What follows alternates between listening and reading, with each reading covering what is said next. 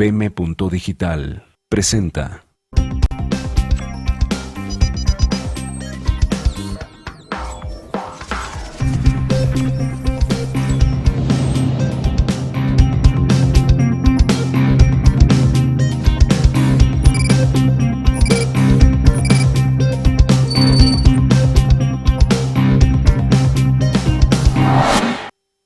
Hola, ¿qué tal? ¿Cómo estás? Muy buenas tardes, soy Alberto Vega. Me da mucho gusto saludarte en la segunda edición de La Polaca. Hoy es jueves 9 de agosto, somos BM.Digital, una plataforma que suma periódico digital, canal de televisión y radio 620 de amplitud modulada de Grupo Raza. Te invito a que nos sigas en nuestro portal www.bm.digital y te suscribas en nuestro canal de YouTube BM Digital. Y a ti, que ya lo has hecho, muchas gracias por tu confianza. Somos una gran banda. Al suscribirte, recuerda encender la campanita de notificaciones y no te pierdas, así, estés muy atento a la campanita y no te pierdas ninguna de nuestras transmisiones. Pasa la voz, comparte este video y apóyalo con un like. Puedes seguirnos también por Twitter y Facebook. Queremos saber qué piensas. Te cuento que a partir de hoy también puedes seguir esta y todas nuestras transmisiones en vivo a través de Twitter. Así es que saludos a toda la gente de Twitter. Participa en el chat de esta transmisión en vivo o déjanos tu opinión en las cajas de comentarios aquí abajo. Es muy importante para nosotros. Y ahora sí, bienvenidos. Esta es la información. Hoy en La Polaca. Roberto Mollado, el Betito, jefe de la Unión de Tepito, detenido ayer, se sometió a cirugías para transformar su imagen y evitar ser identificado. Esta tarde el presidente Peña Nieto y el ya presidente electo López Obrador se reúnen para iniciar la transición. Guajardo asegura que la revisión del Tratado de Libre Comercio cada 5 años será el último tema de las negociaciones. 7 de cada 10 indígenas en México viven en condiciones de pobreza. Después de un debate de más de 15 horas, el Senado de Argentina rechaza la despenalización del aborto. El comisionado nacional de seguridad, Renato Sales Heredia, dio a conocer hoy detalles de la captura de Roberto Mollado Esparza, alias el Betito, aquí en Ciudad de México. Este sujeto es señalado como jefe del grupo criminal La Unión de Tepito, organización responsable de homicidios, extorsiones y narcomenudeo. Renato Sales Heredia, comisionado nacional de seguridad, dio a conocer que el Betito se sometió a cirugías, se realizó prótesis capilar y bypass gástrico, bajó 30 kilos para modificar su imagen y evitar ser identificado, informó el comisionado nacional de seguridad Renato Sales. Roberto Mollado se refugiaba en zonas residenciales en Polanco, Jardines del Pedregal y San Ángel para no ser localizado por autoridades o sus principales rivales. Policías federales lo capturaron cuando ingresaba a la autopista México-Cuernavaca en la delegación Tlalpan en un vehículo en el que iba acompañado de un sujeto llamado, así fue identificado como José N. Le aseguraron $10,000, 4,470 pesos, 140 dosis de la droga llamada cristal y un arma. Roberto Mollado tiene antecedentes penales desde 2018 cuando fue detenido por robo. De acuerdo con las autoridades, este sujeto tomó el control del grupo criminal La Unión de Tepito después del asesinato de Francisco Cayagua, ocurrido en octubre pasado en un estacionamiento de un centro comercial en la delegación Gustavo Amadero. Sobre esto, el secretario de Gobernación, Alfonso Navarrete Prida, publicó esta mañana un tuit que dice: Roberto N., alias El Betito, está vinculado al hallazgo de cuerpos en la zona de Tlatelolco en junio pasado, producto de la lucha territorial con grupos antagónicos, así como con el incremento de homicidios y denuncias por cobro de piso en establecimientos de Ciudad de México. Se refiere a los 2 cuerpos que fueron encontrados el pasado 17 de junio sobre Avenida Insurgentes Norte y Flores Magón el pasado 17 de junio. Las autoridades aseguran que estos crímenes son resultado de la pugna entre la Unión de Tepito y el grupo antagónico Fuerza Antiunión que controla Jorge Flores Concha, alias El Tortas. Vamos a otra información. Esta tarde a las 6 se reunirán en Palacio Nacional el presidente Enrique Peña Nieto y el ya presidente electo Andrés Manuel López Obrador. El equipo de transición del presidente electo informó que en el encuentro se tratarán temas de interés con miras al cambio de gobierno. Por su parte, la Presidencia de la República confirmó el encuentro, que será para continuar el diálogo con vistas a instrumentar una transición ordenada. Este será el segundo encuentro del presidente Peña Nieto y López Obrador en Palacio Nacional. El primero fue el martes 3 de julio. Al ser ya presidente electo, Andrés Manuel López Obrador está facultado para iniciar formalmente los trabajos de la transición en colaboración con los integrantes del que será su gabinete. Tenemos más información con nuestro compañero Jorge Monroy. Las nuevas secretarias de Estado como Olga Sánchez Cordero y Luisa María Alcalde anunciaron que a partir de este jueves buscarán a los titulares de las Secretarías de Gobernación y del Trabajo respectivamente a fin de iniciar el proceso de entrega-recepción de estas dependencias. Olga Sánchez Cordero, futura secretaria de Gobernación, informó que pedirá una audiencia con el actual titular de Gobernación, Alfonso Navarrete Prida, y a la que acudirá acompañada de los próximos subsecretarios Tatiana Cloutier, Zoé Robledo y Alejandro Encinas. Por su parte, la próxima titular de la Secretaría del Trabajo y Previsión Social, Luisa María Alcalde, informó que también buscará a partir de este jueves al actual secretario del ramo, Roberto Campa Ciprián. Buscar al secretario de Trabajo y empezar pues, todo un proceso ya de transición. Yo estoy convencida de que hay todas las intenciones de que se lleve a cabo de manera tranquila, entonces creo que va a estar muy bien, ¿no? Sobre todo empezar a organizarnos, a conocer mayor la información que no está pues tan fácil disponible y accesible, entonces yo creo que empezamos ya en estos días. Vamos ahora a recuperar parte de la sesión solemne de ayer en el Tribunal Electoral, en el que López Obrador recibió la constancia como presidente electo. Particularmente el mensaje de la presidenta del Tribunal, Jeanine Otálora, quien hizo énfasis en el carácter histórico de esta elección. Vamos a ver este trabajo de nuestro compañero Vicente Maldonado. La magistrada presidenta del Tribunal Electoral del Poder Judicial, Jeanine Madeleine Otálora Malasis, es la primera mujer en la historia de México que entrega la constancia de mayoría a un presidente electo. Esto desde la reforma de 1996 que otorgó al Tribunal Electoral la atribución de calificar la elección y su validez. Durante el acto solemne de entrega de la constancia de mayoría como presidente electo Andrés Manuel López Obrador, Jeanine Otálora se refirió al escenario tan complejo que se vivió en este proceso electoral. Este proceso electoral ha sido complejo por la concurrencia de las elecciones federales y locales y por el contexto de violencia. Sin embargo, los hechos permiten constatar que se desarrolló con apego a la Constitución y a la ley. La ciudadanía emitió su voto libre e informado. Las y los candidatos, así como los partidos políticos, tuvieron la libertad y la posibilidad de competir por el voto ciudadano, y las autoridades electorales cumplimos nuestro mandato en cuanto a la organización de los comicios y a la solución de las controversias para garantizar la legalidad de todo el proceso. Asimismo, Jeanine Otálora reconoció la labor de las instituciones, así como a los ciudadanos que participaron en la jornada electoral del 1 de julio. Para la Polaca BM, Vicente Maldonado. Por otro lado, el equipo de López Obrador confirmó que el miércoles de la próxima semana estarán listos los dictámenes del proyecto del nuevo Aeropuerto Internacional de Ciudad de México. Los detalles los tiene Jorge Monroy. El próximo titular de la Secretaría de Comunicaciones y Transportes, Javier Jiménez Espriu, dijo que sí tendrá listo el 15 de agosto el dictamen técnico del nuevo Aeropuerto Internacional de México.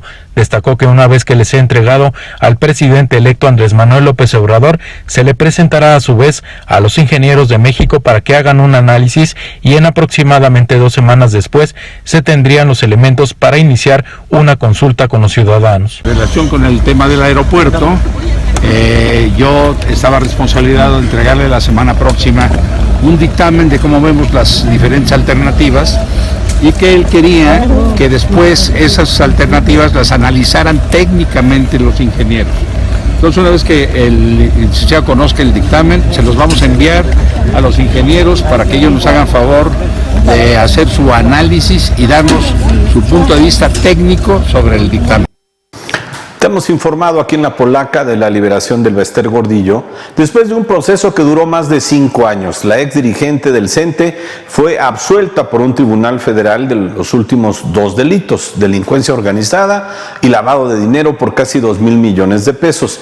Esta fue la reacción de la Procuraduría General de la República. Nuestro compañero Rubén Torres nos informa.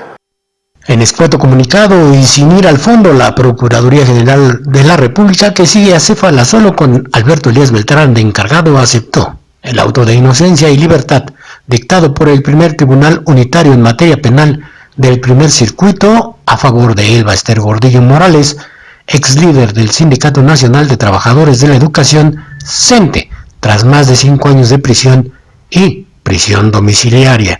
La libertad se conoció en la madrugada del miércoles y por la tarde de ayer, la PGR informó que sobre la resolución del Tribunal Unitario en relación a una exdirigente sindical, respeta la decisión del Poder Judicial de la Federación, aunque no la comparte, y se atrevió a sostener que la PGR actúa siempre conforme a derecho e interviene cuando se presente un hecho que la ley señala como delito y existía la posibilidad que alguien lo cometió o participó en su comisión, que en este caso no pudo probar en un poco más de 5 años los delitos por los que fue absuelta, más defraudación fiscal, que tampoco procedió en contra de Bester Gordillo. Ese es mi reporte para La Polaca.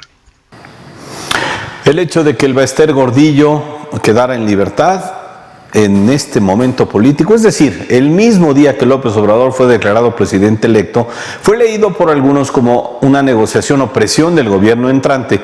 Esto fue rechazado por Alfonso Durazo, próximo secretario de Seguridad Pública, y también por la ministra en retiro, Olga Sánchez Cordero. Vamos a la información con Jorge Monroy.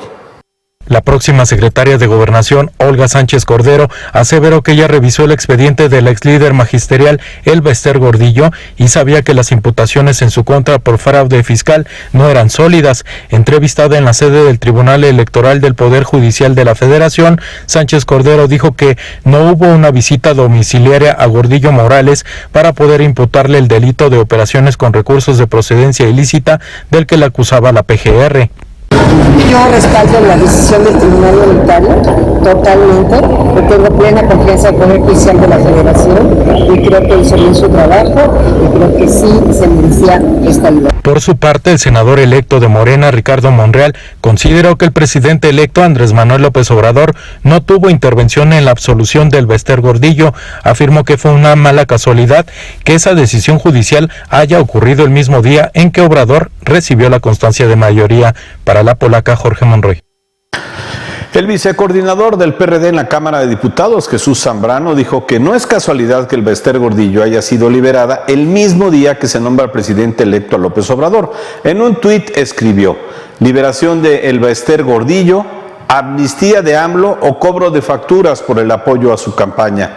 Ayer, el Congreso de Sonora aprobó reformas a la Constitución Política del Estado, entre ellas la que permite a la gobernadora priista Claudia Pavlovich vetar las decisiones del Legislativo y ejercer modificaciones al presupuesto aprobado por el Congreso Estatal. Esto ha desatado muchas críticas. El propuesto secretario de Seguridad Pública de López Obrador, Alfonso Durazo, señaló, que también es de Sonora, señaló en su cuenta de Twitter: con la responsabilidad y representatividad que me da mi condición de senador electo por Sonora, rechazo tajantemente cambios a la Constitución del Estado, pues fortalecen arbitrariamente facultades de la gobernadora Claudia Pavlovich y anular cualquier oposición en el Congreso del Estado. Y la gobernadora hace unas semanas había declarado que iba a rechazar esta facultad. En otros temas, Ana Gabriela Guevara reconoció que se cumple el sueño que ha tenido durante muchos años y es que este sueño es ser directora de la Comisión Nacional del Deporte, la CONADE. La designación ha sido celebrada por muchos, pues Ana Gabriela Guevara conoce muy bien las condiciones de los deportistas mexicanos y sabrá cómo llevar a la práctica lo que ella misma exigió en su momento. En una conferencia de prensa en el Senado, la ex velocista y medallista olímpica habló del reto al frente de la CONADE. Vamos a escuchar a Ana Gabriela Guevara. No es esta una competencia, no es para mí una competencia. No gana Ana Guevara, hoy gana el país y vamos a buscar que gane México. Estoy convencida y sé lo que se puede lograr. La voz de los atletas es importante, ese encuentro con los atletas fue fundamental, en un grito desesperante de querer tener resultados de lo que adolecen en el día a día. O sea, las problemáticas persisten, las dinámicas persisten, los hechos se manifiestan de la misma forma, lo que hacían en ese momento uniformes, sentimientos de los atletas de relación autoridad, atleta, etcétera, pues persisten, y yo creo que ahí es donde tenemos que lograr esta cuestión de que pues, nos ayudemos todos. Hoy se recuerda el Día Internacional de los Pueblos Indígenas. De acuerdo con el Coneval, 7 de cada 10 indígenas mexicanos viven en condiciones de pobreza. La Organización de las Naciones Unidas alertó que los pueblos indígenas migran porque huyen de la pobreza, los desastres ambientales y los disturbios sociales o políticos. Y en el caso de México, habría que añadir por la violencia. Tenemos más información con nuestro compañero Vicente Maldonado. El 9 de agosto se conmemora el Día Internacional de los Pueblos Indígenas y para este 2018 la Organización de las Naciones Unidas se compromete a hacer realidad la Declaración sobre los Derechos de los Pueblos Indígenas, incluidos los derechos a la libre determinación y a sus tierras, territorios y recursos tradicionales. La Comisión para el Desarrollo de los Pueblos Indígenas señala que en nuestro país existen 62 grupos etnolingüísticos, los cuales se definen a partir de la principal lengua que hablan y su territorio. Los principales por el número de integrantes son el náhuatl, con una población de 2.445.969. En segundo lugar el maya, con 1.475.575, seguido del zapoteco, con 777.253. En México existe un total de 10.220.862 hablantes de algún idioma indígena. El principal desafío que afrontan es la pobreza. De acuerdo al Coneval, más de 8 millones de indígenas viven en esta situación, de los cuales 2,5 millones lo hacen en pobreza extrema. Por esta y otras situaciones es que las Naciones Unidas hacen un llamado a los gobiernos para que reduzcan las brechas de desigualdad en que vive esta población. Para la Polaca BM, Vicente Maldonado. En una conferencia efectuada en la UNAM, el Premio Nobel de Química 1995, Mario Molina, afirmó que el nuevo gobierno que encabezará Andrés Manuel López Obrador debe regresar a los compromisos que el país adquirió para reducir el cambio climático y volver a ser líder en el tema. Dijo que el mejoramiento de la educación es un factor en el que el próximo gobierno debe poner mucha atención, sobre todo porque los resultados son a corto plazo, aunque los más palpables e importantes se verán a largo plazo. Al terminar la conferencia, él, también egresado de la UNAM, lanzó un Goya con los estudiantes. Vamos a escucharlo.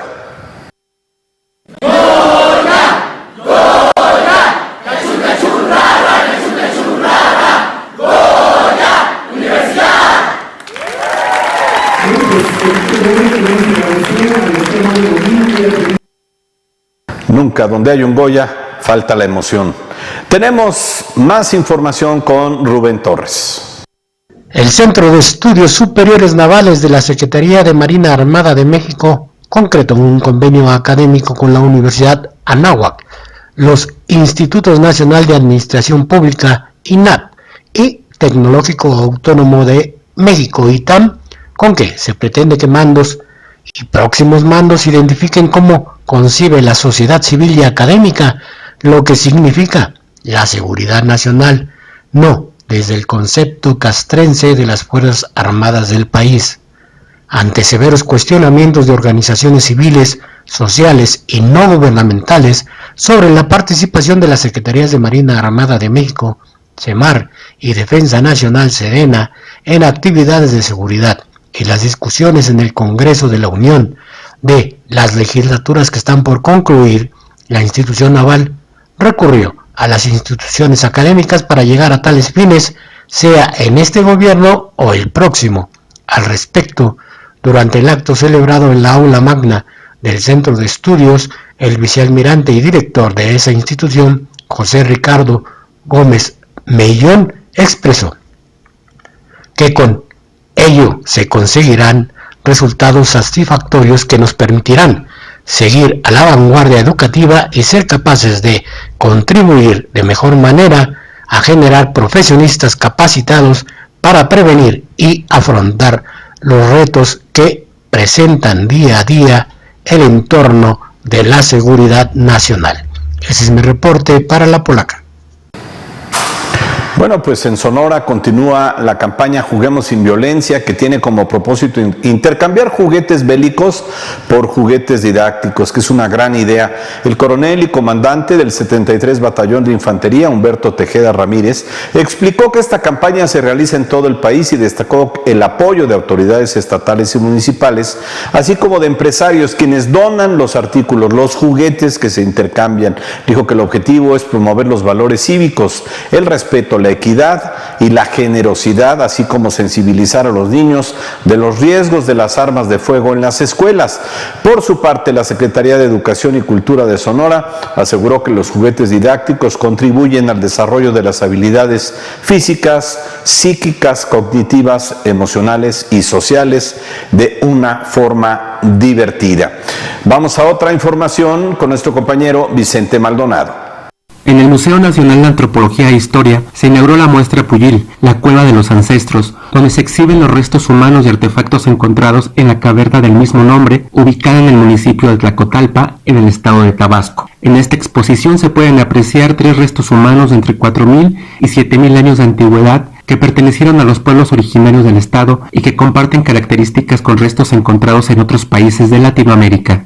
Los estudios genéticos realizados por el Instituto Politécnico Nacional y la Universidad Alemana de Kiel concluyeron que dichos restos corresponden a los grupos de pobladores nómadas que cruzaron el estrecho de Bering para poblar una gran parte del continente americano. En total, la cueva alberga 29 osamentas, la mayoría pertenecientes a mayas que también utilizaron el lugar entre los años 650 a 900 después de nuestra era. Cabe señalar que en la actualidad los pobladores de Tlacotalpa continúan utilizando la cueva de Puyil con fines rituales. Si después del 3 de mayo de cada año hay sequía, este sitio se convierte en un espacio de peregrinación y allí se depositan ofrendas como veladoras, aguardiente y comida. Usted puede asistir de martes a domingo a ver esta exposición en el Museo Nacional de Antropología e Historia. Recuerde que los domingos la entrada es gratuita. Para La Polaca BM, Vicente Maldonado. En información internacional, después de un intenso debate sobre el aborto en el Senado de Argentina, ganó el no al proyecto de ley que despenalizaba el aborto para que las mujeres pudieran elegir libremente su maternidad. Los legisladores de la Cámara Alta debatieron durante más de 15 horas, mientras en las proximidades había una movilización multitudinaria. Por un lado, los partidarios del aborto legal, seguro y gratuito. Al otro, el grupo opositor, pues la resistencia, y querían que se mantuviera como delito penado con cárcel. Por 38 votos frente a 31, el no ha ganado y quedó bloqueada la ley, que ya contaba con el visto bueno de la Cámara de Diputados. Esta mañana el presidente de Argentina, Mauricio Macri, rechazó convocar a un referéndum sobre la despenalización del aborto. Ya prefiere dar carpetazo a este tema. En Colombia, el autodenominado el Ejército de Liberación Nacional secuestró a 3 soldados en una zona del departamento de Arauca, en el sur oriente del país, esta zona fronteriza con Venezuela. Los soldados secuestrados por la guerrilla son Orlando Yair Vega Díaz, Juan Pablo Rojas Obando y Eduardo Caro Bañol, los 3 pertenecientes al grupo de caballería mecanizado número 18. El ejército colombiano exigió a los insurgentes que se respete la vida, integridad y libertad de los militares. Hasta el momento no hay respuesta del grupo rebelde. El Ejército de Liberación Nacional es el único grupo insurgente activo en Colombia después de que las FARC depusieron las armas y se convirtieron en un partido político. En medio de esto, el presidente de Colombia, Iván Duque, visita hoy el departamento del norte de Santander, fronterizo con Venezuela y una de las zonas más complejas por la fuerte presencia de grupos armados clandestinos, narcotráfico y una de las principales rutas de ingreso de los migrantes del vecino país de Venezuela a Colombia. En esta visita, el nuevo mandatario encabezará el Consejo de Seguridad en el Batallón de Ingenieros número 30 en Tibú, donde se analizará, entre otros temas, la estrategia contra la inseguridad. La zona fronteriza con Venezuela es la región donde hay más cultivos de drogas en Colombia. Es la ruta de salida de cargamentos de cocaína e impera la presencia de los grupos militares, paramilitares y del rebelde Ejército de Liberación Nacional, así como el punto de ingreso de los venezolanos que huyen del régimen de Nicolás Maduro. Y por supuesto, pues es una zona muy conflictiva para las relaciones de Venezuela y Colombia. Así es que en su segundo día, el presidente Duque visitó esta zona. La Secretaría de Relaciones Exteriores de México publicó hoy este tuit en el que afirma que el gobierno de México apoya la nominación de Michelle Bachelet como nueva alta comisionada de las Naciones Unidas para los Derechos Humanos. Bachelet terminó su gobierno en Chile hace casi 5 meses, por cierto. En una entrevista publicada hoy por el Universal, Bachelet afirmó que no hay recetas únicas para terminar con la violencia y que México debe discutir de manera amplia la propuesta de la amnistía hecha por López Obrador. Estas son las declaraciones de la expresidenta de Chile, Michelle Bachelet. En otra información, en redes hay muchas reacciones de indignación por el ataque en Yemen que dejó al menos 29 niños muertos y al menos 48 heridos. Esto ocurrió hoy al ser bombardeados 3 autobuses que transportaban a los menores en la provincia de Saada. Estas imágenes fueron compartidas en Twitter por Manuel Márquez. El vocero de la Cruz Roja en Yemen, Adnan Hassam, dijo que las víctimas tienen entre 10 y 14 años. Los menores se dirigían a un centro educativo de verano cuando fueron atacados presuntamente por Arabia Saudita. Las autoridades de Yemen dijeron que el ataque fue en represalia por el lanzamiento de un misil balístico desde Yemen contra la ciudad saudí de Yazan. Vamos a dar un giro con información económica. La inflación en México tuvo en julio su mayor repunte desde diciembre de 2017, informó hoy el Instituto Nacional de Estadística y Geografía, el INEGI. El alza en los precios de la gasolina magna, la manzana y el tomate provocaron que la tasa de inflación de julio fuera de 0.54%, su mayor alza en 7 meses, lo que coloca la tasa anual en 4.8%. El INEGI recordó que a partir de este mes se analizarán 299 productos de la canasta básica, a diferencia de los 283 que actualmente se suman en referencia para hacer este estudio.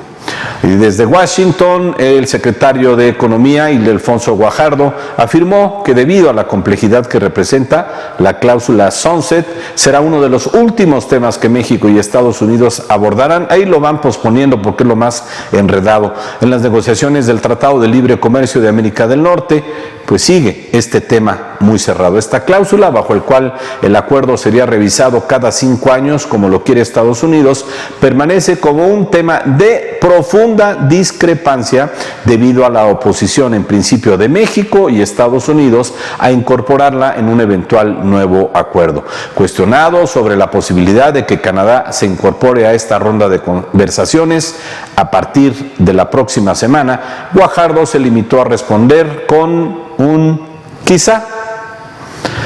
Así respondió. Hasta aquí llegamos con La Polaca por BM Digital. Acuérdate de apoyar este video con un like y suscribirte a nuestro canal en YouTube. Súbete a la conversación dejándonos tus opiniones aquí abajo en la caja de comentarios. Y recuerda que también puedes estar en contacto con nosotros a través de Twitter. Saludos a toda la gente de Twitter y también por Facebook. Ahí estamos todo el tiempo. Nos vemos mañana en punto de las 9 a.m. en la primera edición de La Polaca. Mientras tanto, continuamos la transmisión por Radio 620 de amplitud modulada de Grupo Raza.